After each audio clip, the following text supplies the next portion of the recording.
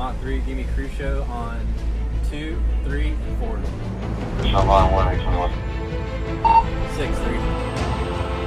Mach 3, give me start, line 2. 511.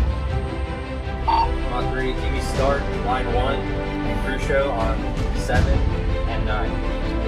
Line 1, so 7 and on my notes. Do something. I hate that.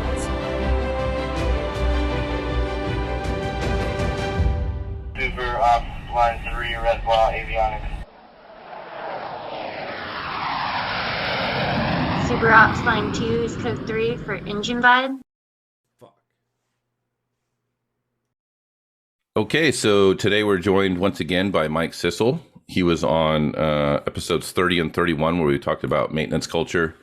And then recently he was also on an episode where we talked about suicide stand downs, or the day after a suicide, it was labeled, where we talked about the different ways that units kind of address suicides and balance it against the mission and or sortie generation. So episode 30 and 31 with Mike was a two-parter, and the second part was probably better than the first part. So once again, Mike's back to give his thoughts, his further thoughts. So welcome back, Mike. Thanks. I appreciate you coming back. Mm-hmm. And I'm just going to kind of let this rip and tell me what your thoughts are. All right. So last time we were talking, it was you were asking me a lot of questions about my personal thoughts of what should be done or what should not be done on the day after in the reaction to a suicide or suicide attempt. Mm-hmm. And honestly, it's just not where my mind was naturally going. Because if you remember, my original response to the post on Facebook was, "What does it matter what they do?" Right, which is a very sort of defeatist position. Like, it's all hopeless, so it doesn't matter what happens the day after suicide. Not exactly. Or they don't actually care, and it's just lip service. No, it's not. It's not exactly that. Of course, it matters. I admitted that it matters. So, like, one of the thoughts I had about that is when it goes to reactions to suicides or suicide attempts, no one answer is going to fit any situation. Every situation anyway, and there can be some really good answers or really good reactions, and there can be some really poor ones, but I feel like the vast majority of them are going to be somewhere in the middle, not stepping on anybody's toes and maybe not catching everything it should be, you know what I mean? Not the perfect response, but a good enough response, right? I feel like most of them are going to be in the gray zone. Yeah, but I think the crux of what we were talking about last time is when units elect to just continue flying and what effects that has on the personnel. That is where the conversation went, but it's not exactly where my mind goes with the topic. Okay. So I brought it in a little bit when I explained that, like the outside point of view of the military is very machine-like and cold. Mm-hmm. And I started to think about that a lot more. And that's really where my mind was going with that. And being in the military, my mind finally kicked in. It's not that the military is a machine-like and cold. It's that the military is mission-oriented. Mm-hmm. So that would explain why that would look like to anyone on the outside. And so I feel like this ties into the conversation because, well, if we fly afterwards, it's just showing the priorities of the military, right? Yeah. Which has always been said to be mission first. Yeah, but it's like, I think the school of thought for most leadership management is if you take care of your people adequately, the mission will almost naturally derive from taking care of your people. And I think one of the bigger issues in aircraft maintenance especially is we've been putting mission first for so long, it has degraded the capacity of our personnel in all areas, right? It goes back to episode 31 where we talked about the 4 pillars. And there's like no time for all the things that support you as a person, mental, emotional, spiritual, physical. And that mission first has created an effect on personnel that ultimately reduces mission capability, and it's a self-licking ice cream cone at that point. Right. And so I started thinking about that a lot as well. And this is where I came to the part where, the mission takes priority. But what also has been, let's say, told to us is that we are also the priority, right? Like you just said, the people are also the priority when they start talking about family lives, et cetera, et cetera. Mm-hmm. And for some people, that reality may exist. Like, for example, maybe why we pick on non-ers so much is because they get that life, right? They get the 8-hour days, they get the training days, they get the PT worked into their workday because it's a work requirement, right?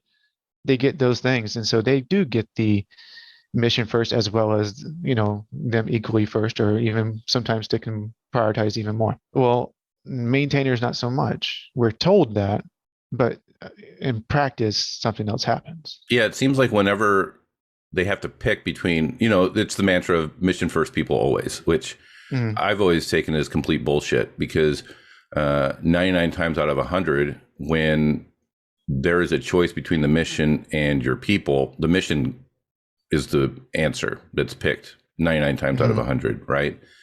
And if you're picking the mission 99 times out of 100 and the people come second all of those times, then it's not really mission first, people always. And I think you make a good point. The reason why maintainers that show up to finance and they're closed and the maintainers are trying to get something done and they're so angry about it is because the maintainer just worked 10 to 12 hours with not enough resources on an off shift. And obviously they're going to finance, there's an issue with pay. Either there's a debt or whatever it might be. And that's like an important thing for that individual, their family and all that stuff. And they see that finance is not available because they've restricted access to customers in order to do their jobs better or have some downtime or whatever.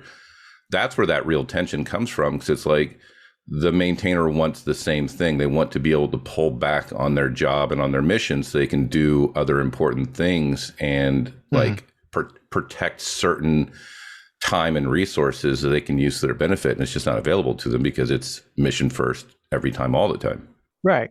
Understandably. But, I'm wondering, because this led me to think about, you remember from the Karate Kid, Mr. Miyagi saying, you either, I think it was do karate or don't do karate, grape on one side of the street, safe, grape on the other side of the street, safe, grape in the middle, smushed.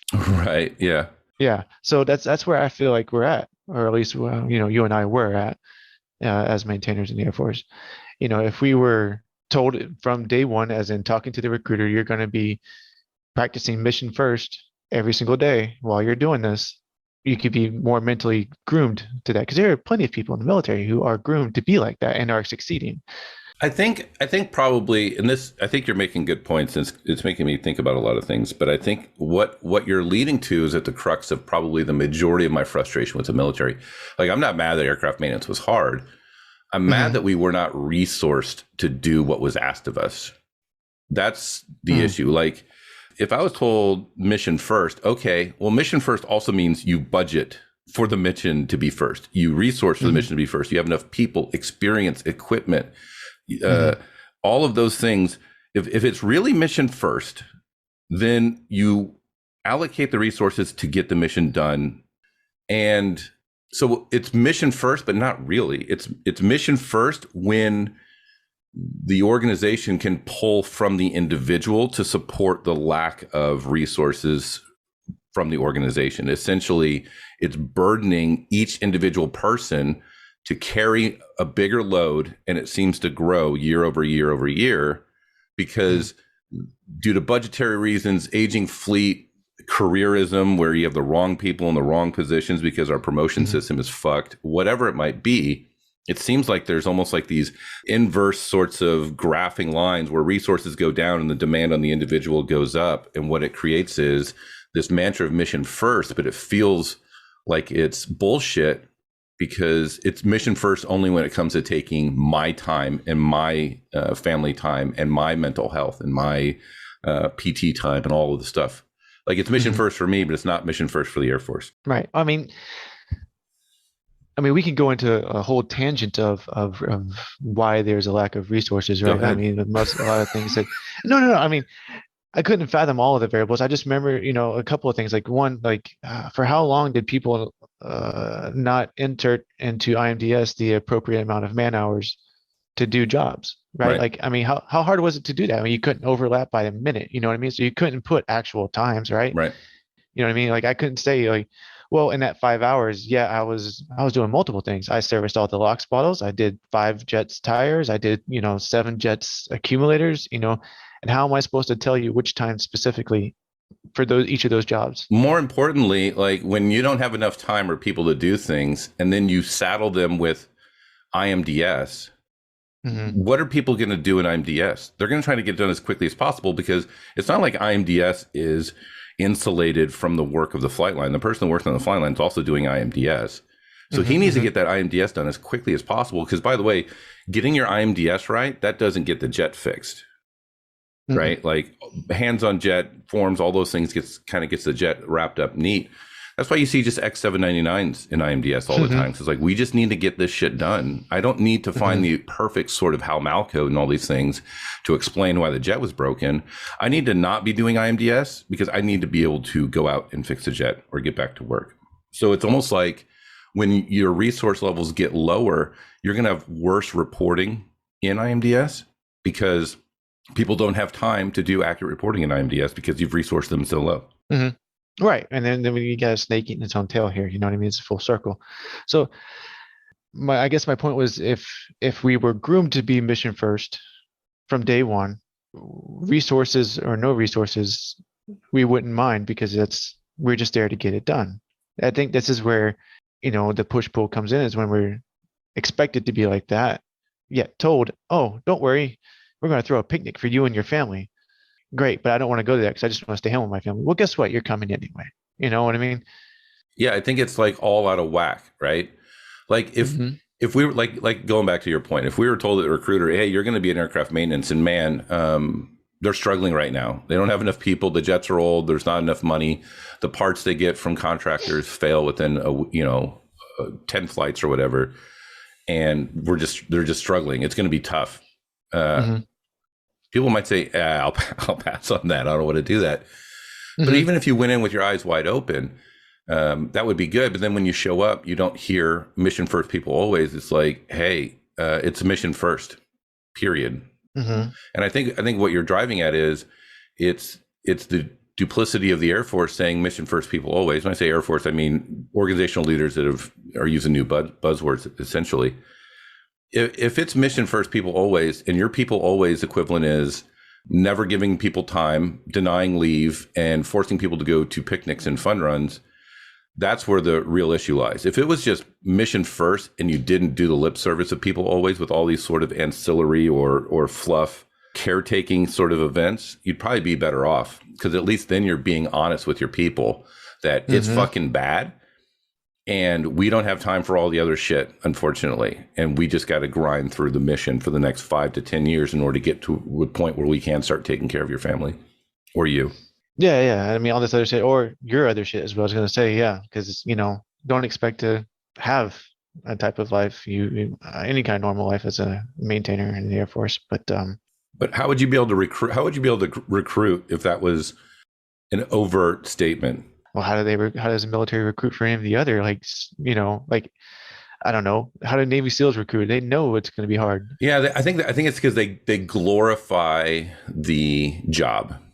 I think it's a combination of movies, video games, and I'm not saying like video games cause violence. I'm saying like literally me and Mike before the podcast started, I was talking about the video game SOCOM Navy SEALs, which was like branded and approved for the Navy, and I'm willing to bet they probably, ironically, drove up recruitment. So like those jobs, those kinetic jobs, those difficult jobs, pararescue and stuff like that, I really think that it's hard, but I think the idea is it's glorified, that it's going, like, it is what you think of with the military. Like nobody joins the military and thinks I'm going to work finance. Well, maybe some people do, but I think the majority of people that romanticize or think about joining the military, they're thinking about joining a job that's going to be an action star. Right. Well, then we just need to show them the movie Iron Eagle. Okay. That's the answer to that. No, I think what we need to show them is Transformers, where at the beginning, all the maintainers on the flight line get blown up, I think is the answer. Just that first part, huh? Well, yeah, just the first part. But this comes to around to our toxicity conversations, which was just communication and learning how to communicate effectively. And then it goes into leadership and et cetera, because from my point of view of where I've gotten in my life, communication is such a huge part of leadership. It's not about getting a job done. It's about being able to effectively communicate with somebody. And that was the gist of my thoughts, I guess, that I wanted to make sure I got out and see where it went with you. I think it's a really good point. And I think it probably grounds the conversation in maybe reality. I think maybe sometimes on this podcast, I talk about what should be. And I look at how far away the Air Force is from what I think it should be.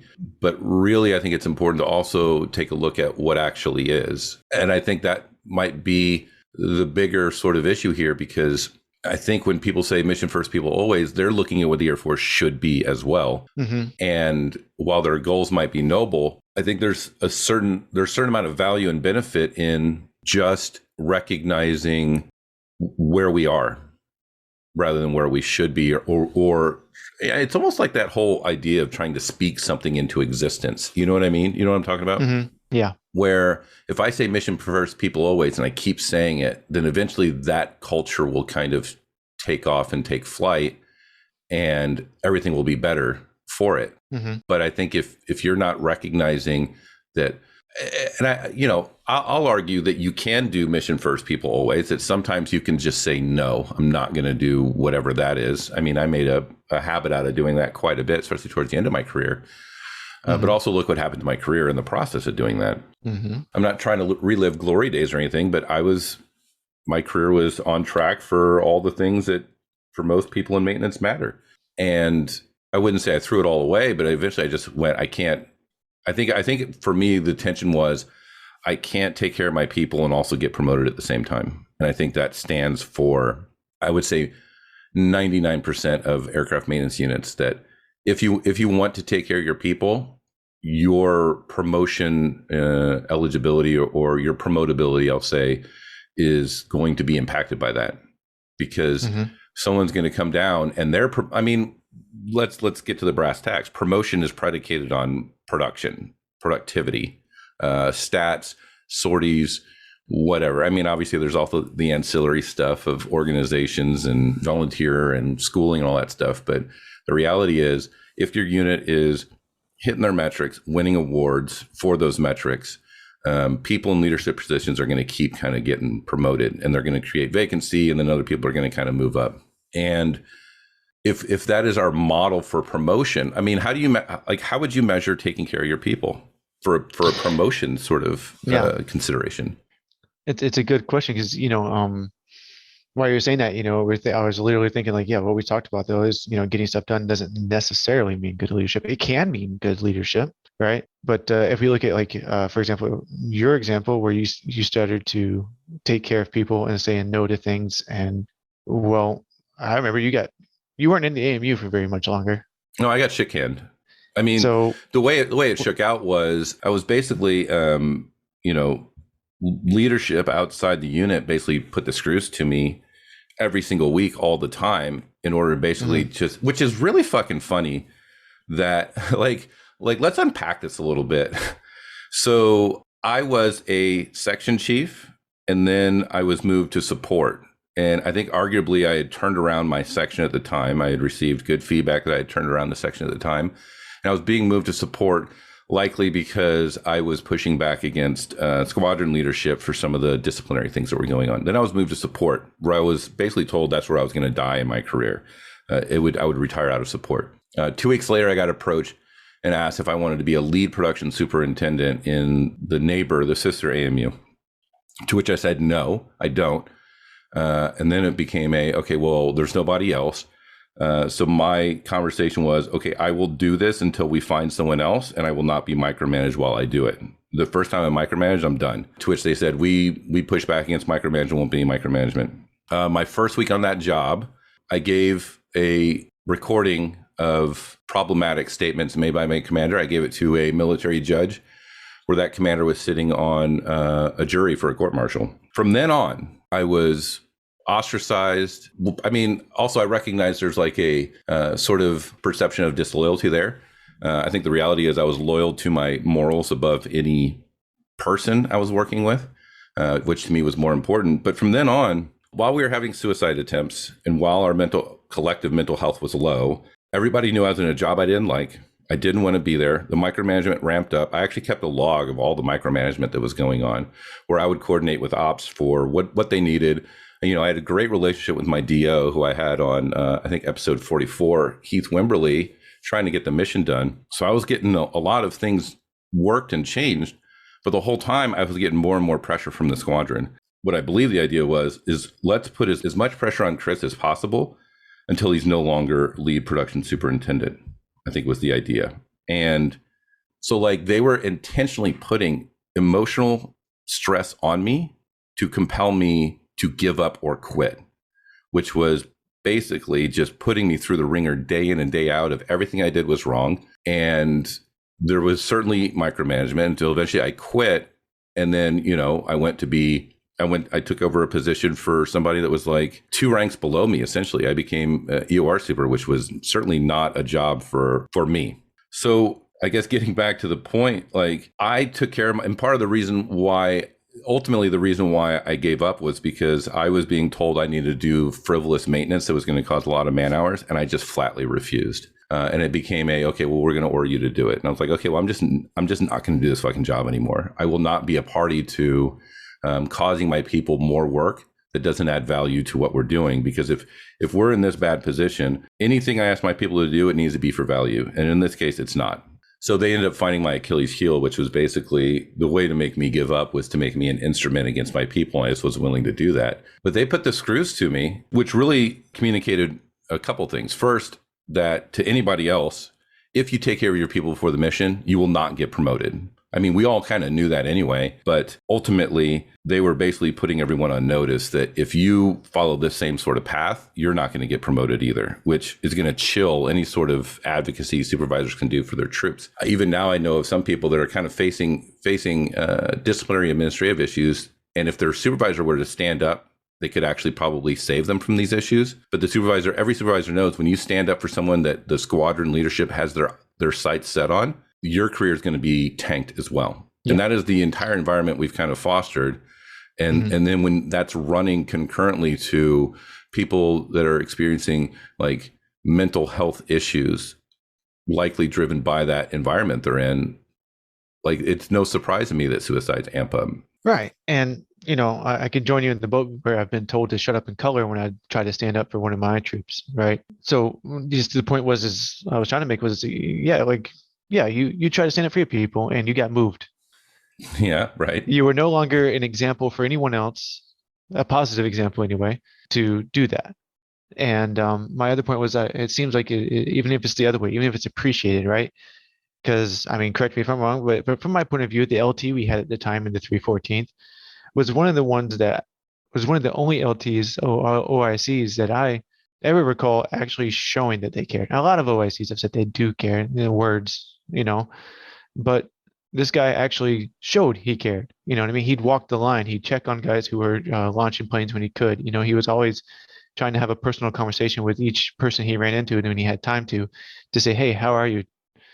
Do you need help on anything? Can I?" You know what I mean? He was a religious fella, and so if you ever told him you had an issue, he would try to express concern with that in his way and say, "Do you mind if I pray for you?" and stuff like this. But that's his thing. But still, he actually showed to me. He's shown he cared. And what happened to him is he got moved up, right? I think he got sent to Washington or something like that. So I guess, and I'll tap dance around this as much as possible. He definitely showed he cared, but he never took care of me. He never took care of you. No. So like going out to the line and checking on people and saying you're going to pray for them, that is certainly showing that you care. But showing that you care and caring are two radically different things, right? Mm-hmm.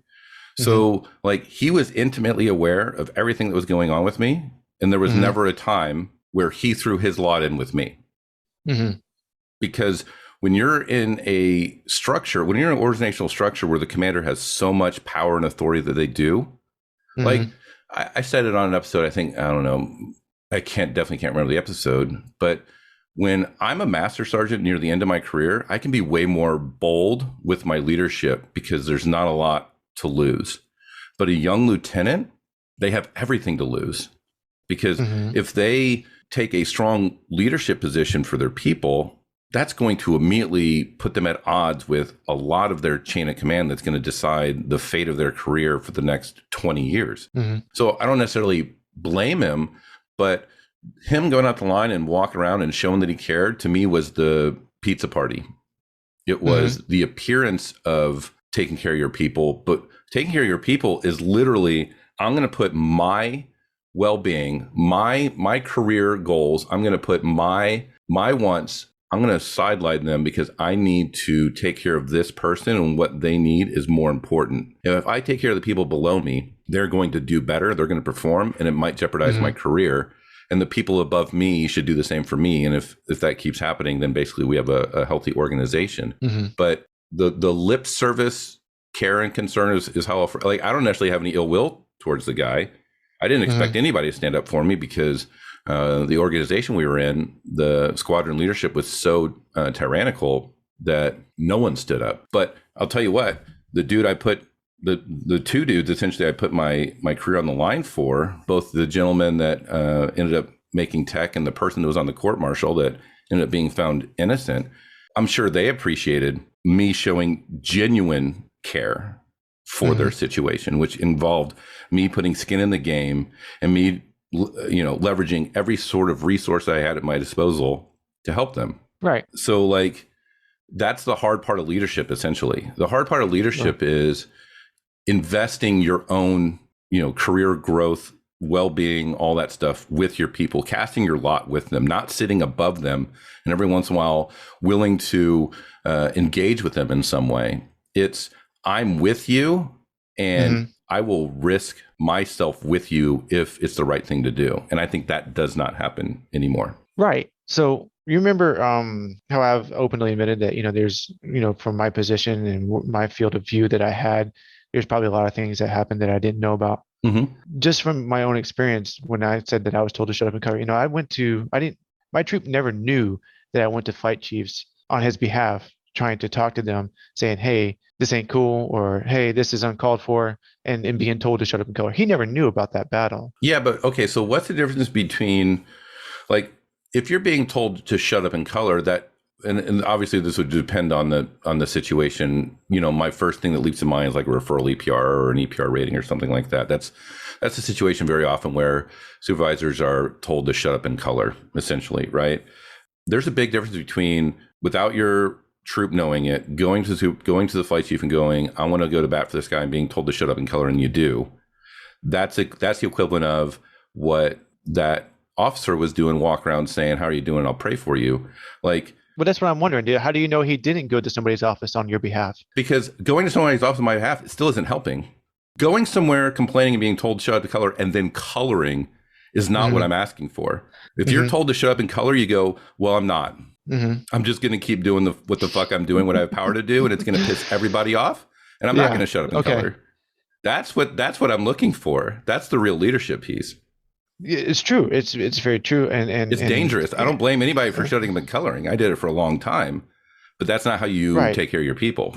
But admittedly, we're not taught how to rebel without a cause, as it comes naturally to you, right? Sure. So what is, an LT to however, commander of the base, or me, I'll just say, I was a staff to a master sergeant. How am I supposed to stand there and shit on a master sergeant's desk? You know what I mean? You just say no.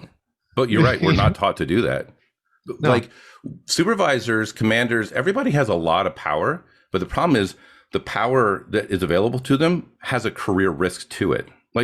What would have happened if you told your flight chief, no, no, I'm not going to make a referral. No, I'm going to give them a 5.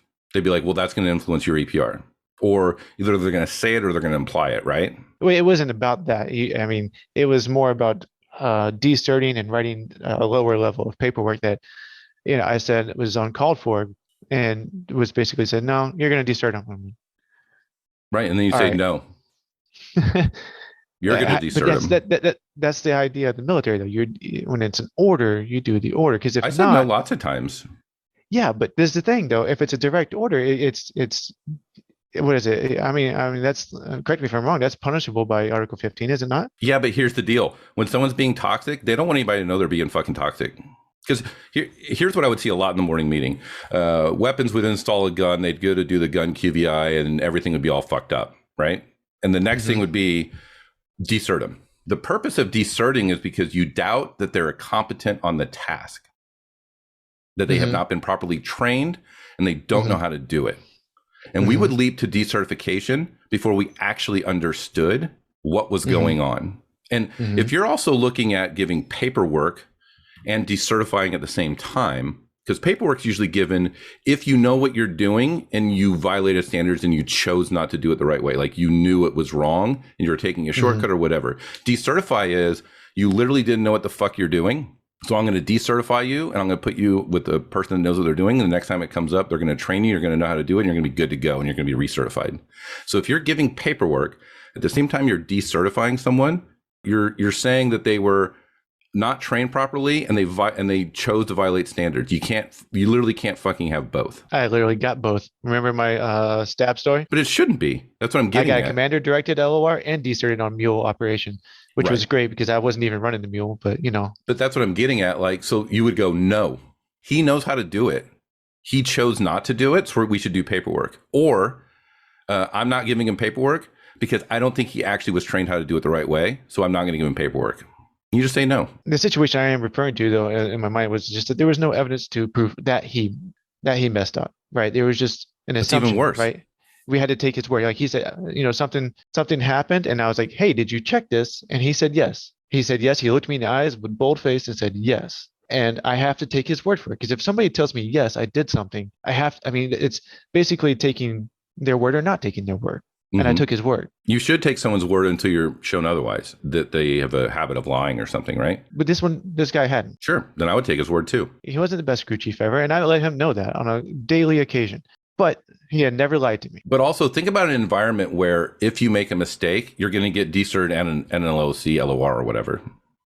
How wouldn't that promote people trying to conceal any fuck up? Right. Which happens, like every maintainer's like, yeah, that happens fucking all the time. People like drop a tank or forget us, like name a trillion fucking small things that people do every single day on the flight line, and they're going to fuck it up. And they're in an environment that doesn't allow them to make mistakes. And they're going to have career impacts just for being a human being and making mistakes. And by the way, you're also taxed all the fucking way out. You're good. Like when your mental health is strained, your error rate's going to go up, which is going to get you beat down more. So you're going to actually want to protect that, and you're going to end up lying. Because lying is going to become a self-preservation thing when you're in an environment like that. And I'm not trying to say this guy lied or even justify it, but what I'm saying is if he's telling the truth, which you should assume he is unless you're given anything otherwise, if he's lying, it should be an investigation of, what really happened, but also what was your motivations? And if they're not comfortable talking about that, you're probably not in a good command climate. But then you go to the flight chief and go, I want to give an LOC or whatever from you plus decert him. And I would say, I have no evidence that he didn't know how to do the task. I'm not going to decert him. Or I have no evidence that he willfully violated anything. I'm not going to do anything. And then the answer to that is they're going to look at you like you're trouble because you're not doing what you're told. They're going to then say, well, I'll just write the paperwork and it'll be much worse for him. So they're going to coerce you into doing it, right? Which also goes back to what we talked about in episode 31, where the abused eventually become the abusers in aircraft maintenance. So yeah, I'm not saying it's easy, but what I'm saying is just say no. And it might be rough, but I think saying yes and going along with these broken systems is what culminates in the state of aircraft maintenance as we see it today. Right. Look, so I said no, like point blank. I said no a fucking lot of times. I had my OIC come in. I talked about in the micromanagement episode with Curtis Ott, come in and say, hey, we're flying early. I want you to call base ops and make sure the sweepers are running before we fly.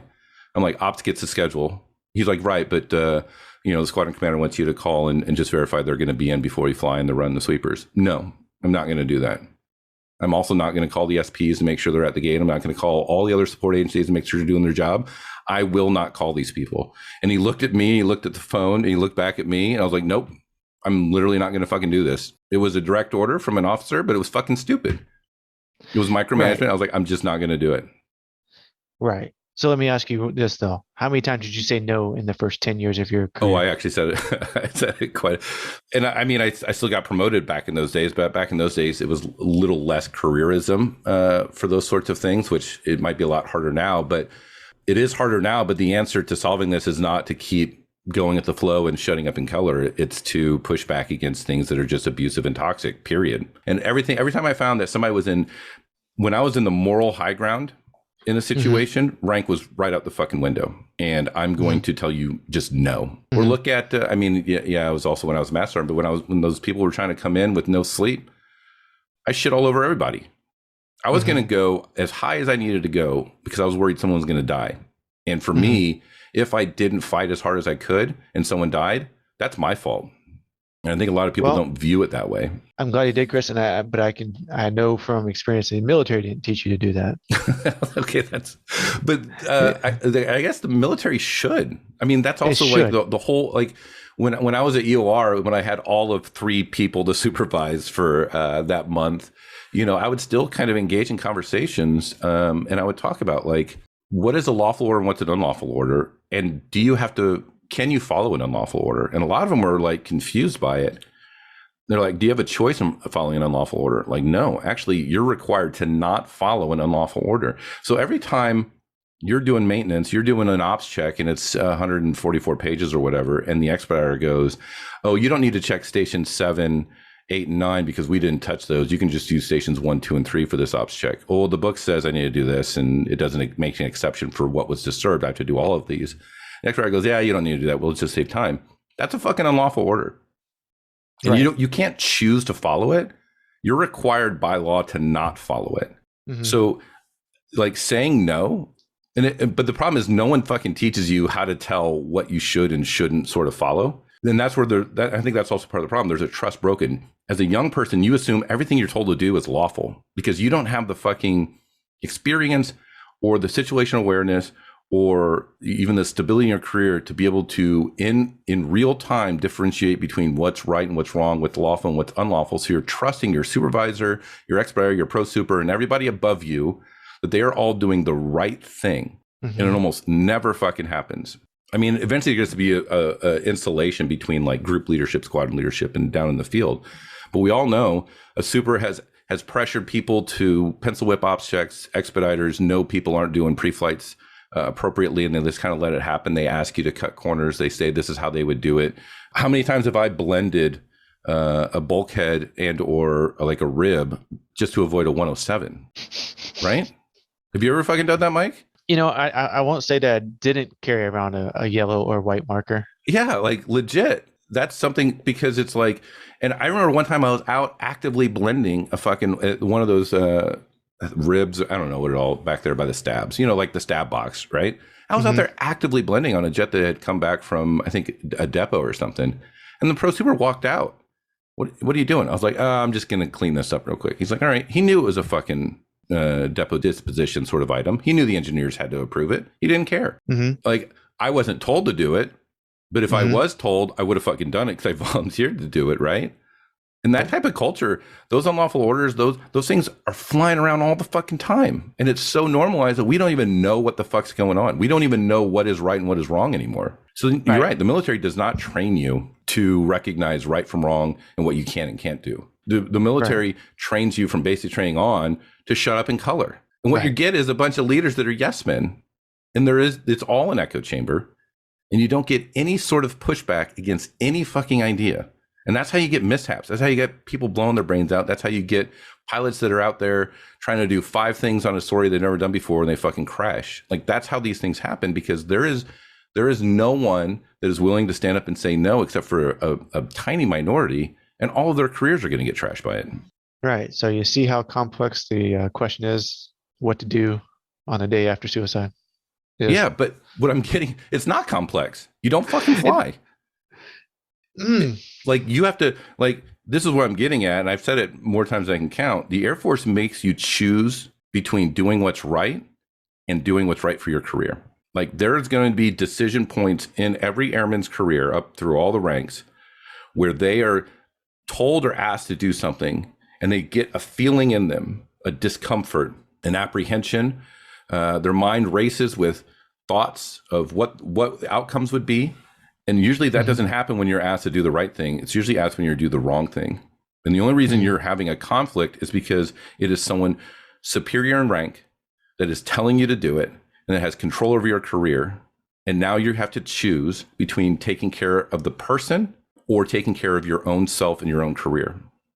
And very rarely are you being told to do the right thing for your people. I mean, it happens. Certainly it happens. But I think more times than not, you are told to do what's mission first, right? That goes back to the whole mission first conversation. But what I'm getting at is this will not get better with what we're doing so far. That I can agree with, and I can also agree with saying to not fly after such an occurrence.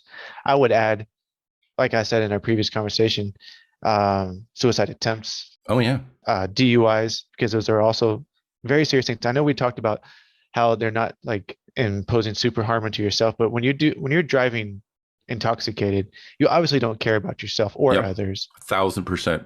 So I mean, that's definitely a no-fly day then, like in the current standing, right? But that's only because it seems like we've talked about, they're in the middle of the street of this messaging. And if it were to be truly prioritizing the mission over everything else, then no, because then it's mission over everything else. Mm-hmm. And that's the go-to, that's the day-to-day. There's no question about it. But obviously right now there's plenty of questions about it. And we wouldn't be having this conversation if there wasn't. No, I mean, I agree. So like, I think in our last episode, I said, well, you can't really compare it to DUIs because DUIs is like an individual choice and people don't always die. Like, I'm a firm believer that DUI statistics, ADAP referrals, mental health referrals, I think all of those are indicative of the temperature for a particular unit, career field, within that unit or career field broadly. Luckily, I've been talking to people with a little bit more pull than myself, and I basically sent them the Chris McGee statistical wish list of everything that I want from the Air Force in order to figure out why certain career fields kill themselves. And I really hope I get a massive return, at least of data to me, or at the very least where they are starting to look at the data. But I agree. Like, if someone's drinking and driving, that is like problematic on a couple levels. First of all, it typically means their drinking has become so normalized that driving is no longer, while under the influence, is no longer seen as a stretch from beyond their normal sort of drinking habits.